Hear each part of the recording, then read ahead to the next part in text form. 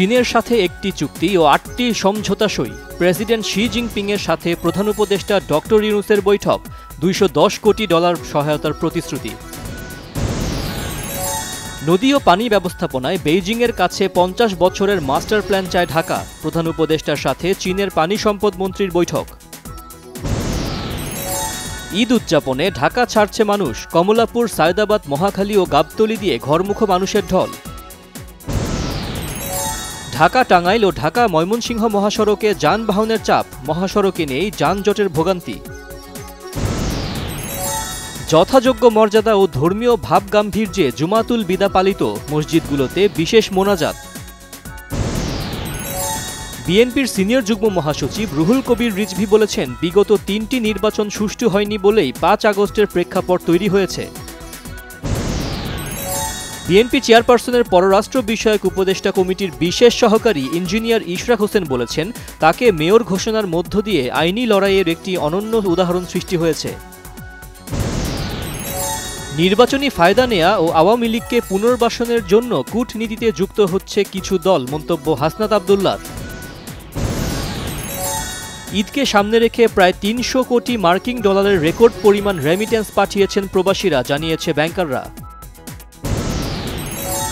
ঈদ সামনে রেখেই সেমাই, চিনি সহ কিছু পণ্যের দাম স্থিতিশীল থাকলেও বেশিরভাগ নিত্যপণ্যের দাম চড়া। শেষ দিকের ঈদ কেনাকাটায় ব্যস্ত সময় পার করছে ঢাকায় থাকা পরিবারগুলো। মার্কেট ও শপিং মলগুলোতেও বেড়েছে ভিড়। মাঝারি তাপপ্রবাহে বিপর্যস্ত চুয়াডাঙ্গার জনজীবন। জেলায় সর্বোচ্চ তাপমাত্রা ৩৯.৮ ডিগ্রি সেলসিয়াস। সড়ক দুর্ঘটনায় ঢাকা ময়মনসিংহ মহাসড়ক ও কুষ্টিয়ায় মা, শিশুসহ ৪ জন নিহত, আহত ১০ জন। ভূমিকম্পে লণ্ডভণ্ড মিয়ানমার, ২৫ জন নিহত সহ ভবন, সড়ক ধস। থাইল্যান্ডও বিপর্যস্ত, বাংলাদেশের কিছু এলাকায় সামান্য কম্পন। টানা ১১ দিনের মতো গাজায় ইসরায়েলের হামলা অব্যাহত। গেল ২৪ ঘণ্টায় প্রাণ হারিয়েছে অন্তত ৫০ ফিলিস্তিনি। ফিলিস্তিনিপন্থী বিক্ষোভকারীদের দমনে অন্তত ৩০০ বিদেশি শিক্ষার্থীর ভিসা বাতিল করেছে যুক্তরাষ্ট্র। হাসপাতাল থেকে বাসায় ফিরেছেন তামিম ইকবাল। উন্নত চিকিৎসার জন্য যেতে পারবেন বিদেশে, আপাতত মাঠে ফেরার সম্ভাবনা নেই। ওসাসুনার বিপক্ষে প্রতিশোধের জয়ে লিগ শীর্ষস্থান শক্ত হল বার্সার। ৩ পয়েন্ট পেছনে রিয়াল।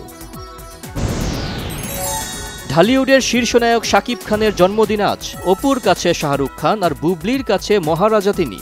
জন্মদিনের শুভেচ্ছা জানিয়ে ফেসবুকে পোস্ট।